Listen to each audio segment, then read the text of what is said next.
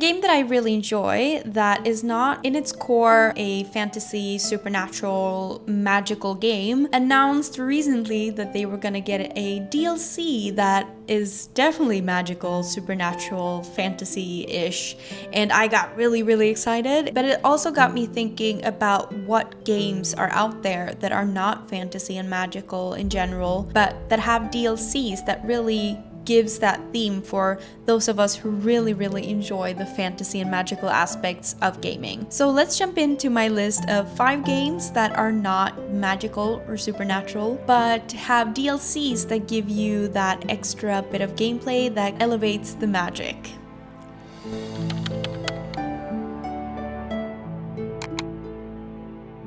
So first off, the game that started this whole idea for me is 2 Point Museum. I got 2 Point Museum on launch day. I absolutely adored it. I played it intensely for the first few weeks. I haven't picked it up in quite a while now, actually, because I've been playing a lot of other stuff. But if you played it, you might know that the base game is a museum management game. Yes, it has quirky traits, just like its predecessors of 2 Point Campus and 2 Point Hospital. They're not fantasy and magical and supernatural games. They have some aspects of it, like if somebody dies, they become a ghost in 2 Point Hospital and stuff like that. And they also have themed lots, themed hospitals, themed museums with those aspects, but in its core, it's not meant to be a supernatural fantasy game. It's a museum management game with quirks. But recently, I'm so giddy. Recently, 2 Point Museum announced that they were gonna be getting a DLC called Fantasy Finds, and it's gonna be coming out in July of this year. The description of Fantasy Finds reads as follows. 2 Point Museum, as realm of curious oddities, seeks learned individuals for a new position. Fantasy expert. Must be well versed in either barbarian, wizard, rogue, or bard classes, and have a degree of strength, dexterity, intelligence, or luck to your name. The purpose of your unique talents shall be revealed during expedition debriefing.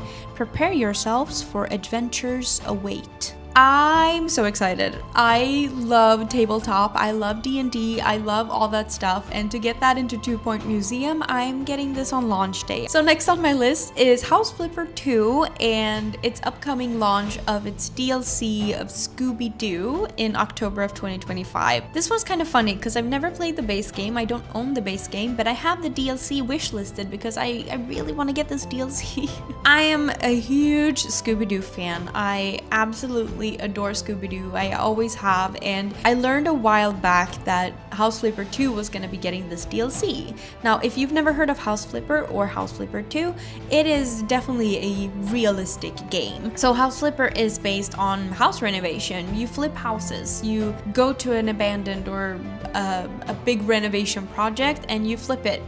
That's the gist of the game. I owned the first House Flipper game and I played it a little bit but never really got hooked. I'm definitely now wanting to get House Flipper 2 though, just so I can play the Scooby-Doo DLC because it sounds hella fun. I think it looks really nice and it's definitely gonna give a fun, supernatural, magical spin to an otherwise very realistic looking game. Okay, the next on my list was kind of funny because I've never played this game. I've only seen streams and heard of it, and I didn't really know that they even made DLCs, but Power Wash Simulator, if you don't know what it is, I feel like it explains itself, kind of. It's a simulator where you power wash things. That's pretty much the gist of the game. It's very satisfying to watch. It's, I believe you can play it multiplayer, so you can like run around and do it with your friends and just goof around, I guess. Never played it myself, like I said, but it's interesting because I didn't think it was that much more to it, and then I dove in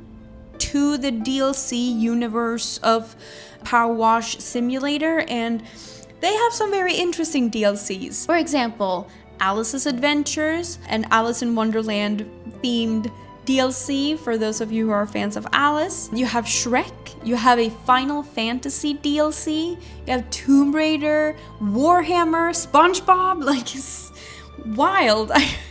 It was so unexpected, and I'm glad I made this video because I learned some very interesting things about what DLCs there are to some games, and this one was definitely one of my surprising ones because Power Wash Simulator feels very like, okay, you power wash things. That's nice. That's satisfying to watch. But I can power wash SpongeBob's house. I can go into the realms of Final Fantasy and power wash things there. It's so funny to me, and it's also such a genius way of them to incorporate other fandoms and make fun collaborations with established games where you're just like, well, we don't want to set like, we don't want to do an adventure here. We just want you to wash their house. Like, it's great. I love it.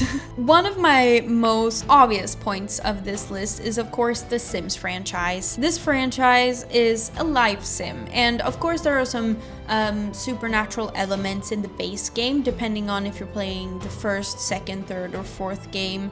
There are still some supernatural things going on in the base game. For example, people become ghosts when they die.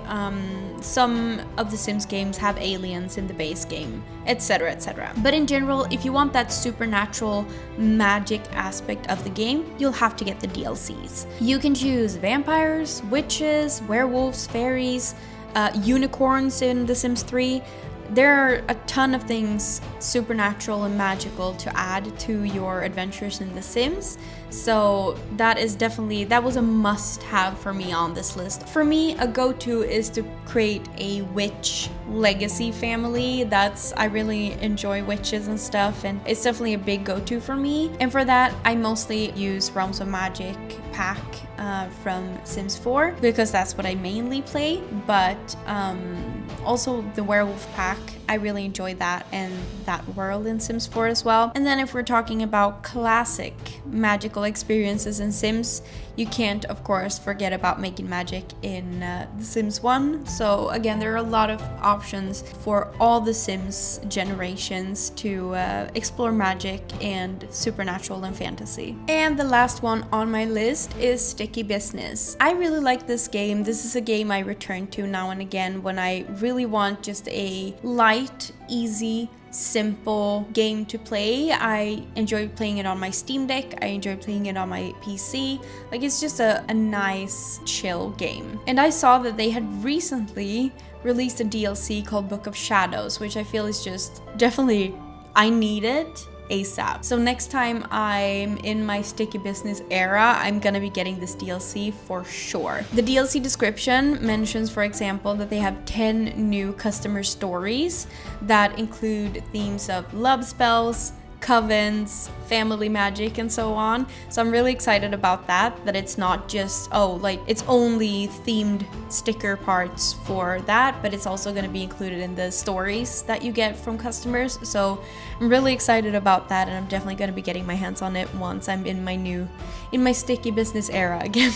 Alright, so those were the games that I could find that in their core is based in realism and not focused on fantasy and supernatural and magical aspects, but they have DLCs that give us fantasy and magical lovers, give us that little extra sparkle of magic in the game. I really hope you guys enjoyed this video. I thought this was really fun to research because I found some new DLCs, I learned some new interesting things, so it was definitely educational for me as well, and I hope you guys learned something new and found something valuable in my little list. If you guys have any games and DLCs that you feel would work with this list, please feel free to leave that in the comment section below, and I truly hope you enjoyed the video, and I'll see you guys in the next one. Bye!